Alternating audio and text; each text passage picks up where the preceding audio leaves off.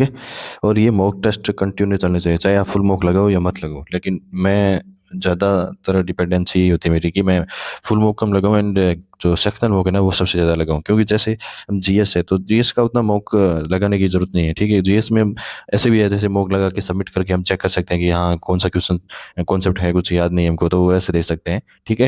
And last time पे लगा सकते हैं, ऐसा कोई दिक्कत नहीं है। लेकिन जीएस का उतना नहीं है कि टाइमिंग इश्यू जो कि हमको जल्दी लगाना पड़े, वैसे भी 15 मिनट मिलेंगे तो आराम से कर लेंगे।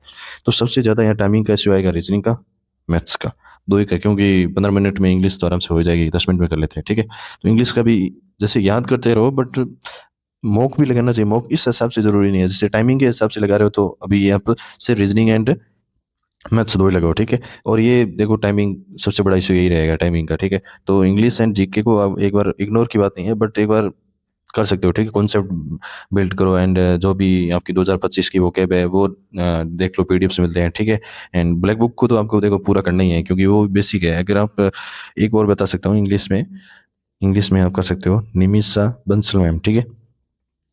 निमिषा बंसल बंसल, आप उनकी एक डेली एडिटोरियल की क्लास आती है, ठीक है, एडिटोरियल क्लास, ठीक है। तो आप मेरा मानो तो ये आप कंपलसरी ले, डेली डेली आती है। देखो जिसकी इंग्लिश थोड़ी बहुत भी वीक है ना, मुझे लगता है उसको ठीक ठाक नहीं है, अच्छी नहीं है, ठीक है।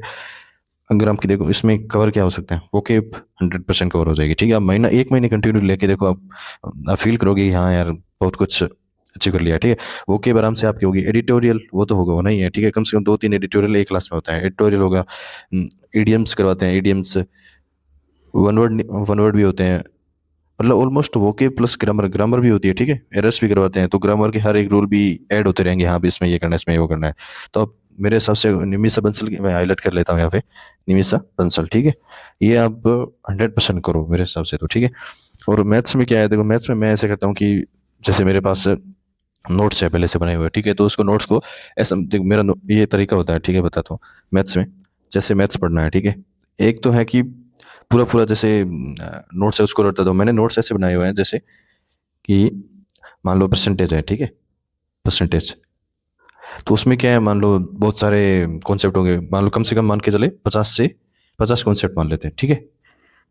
तो मेरे जैसे सर टीचर होते हैं ना, एक कॉन्सेप्ट पे 5 से 7 क्वेश्चन करवा देते हैं या 3 से 4 करवाते हैं, ऐसे 250 या 300 क्वेश्चन करवाते हैं मोस्टली टीचर्स, ठीक है।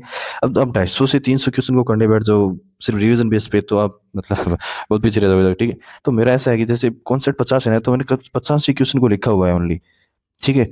और वो भी जैसे आप अभी पढ़ने जाते हो, शख्सियत का कॉन्सेप्ट है, इजी कॉन्सेप्ट है, उसको भी मैंने क्या 50 है, उसमें भी हार्ड मिलेंगे या फिर जो याद नहीं रहते हैं, वो 15 से 20 कॉन्सेप्ट हो गए। मैंने वहाँ पे आर लगा रखा है, आर भाई रिपीट करने के लिए, ठीक है। सब पे आर आर लगा दो, तो वो रिपीट के लिए है। बाकी जैसे मान लो अभी मैं जा रहा हूँ तो ऐसे 50 के 50 पढ़ने की जरूरत नहीं है, ठीक है। रिपीट रिपीट वाला देख लो कि हाँ इसमें ऐसा हो रहा है, इसमें ऐसा हो रहा है, बस उतना ही है।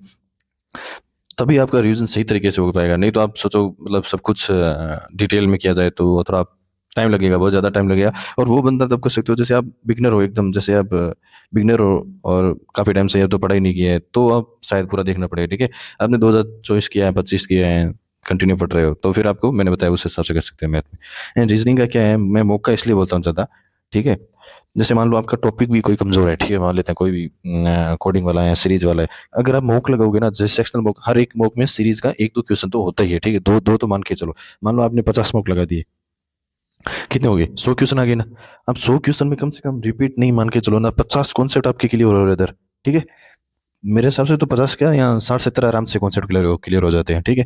तो आप ये देखो, आप मान लो कहीं नोट्स वगैरह पे जाओगे, पढ़ोगे, उससे अच्छा है आप मॉक लगाते, अगर जैसे मान आपने मॉक लगाया, उसमें गलत हुआ, उसको वापस देखा आपने क्वेश्चन, उसको सही किया वापस, उसको अलग से लिख लिया, ठीक है। तो वो आपको याद भी जल्दी रहेगा और ज्यादा देर तक रहेगा, ठीक है। तो ये बात है, इंग्लिश का बता दिया, रीजनिंग का बता दिया, जीएस का तो जीएस में कुछ नहीं है, नोट्स को रिवाइज करो सबसे ज्यादा, नोट्स को रिवाइज करो, उसके बाद में उसको उठा के फेंक दो। एंड सबसे ज्यादा है कि पीवाईक्यू लगाओ आप, ठीक है। 2025 वाली न्यू पीवाईक्यू है वो जरूर लगाना, सबसे बड़ी बात, ठीक है। तो फिर चलते हैं नेक्स्ट वीडियो में मिलते हैं। Thank you so much.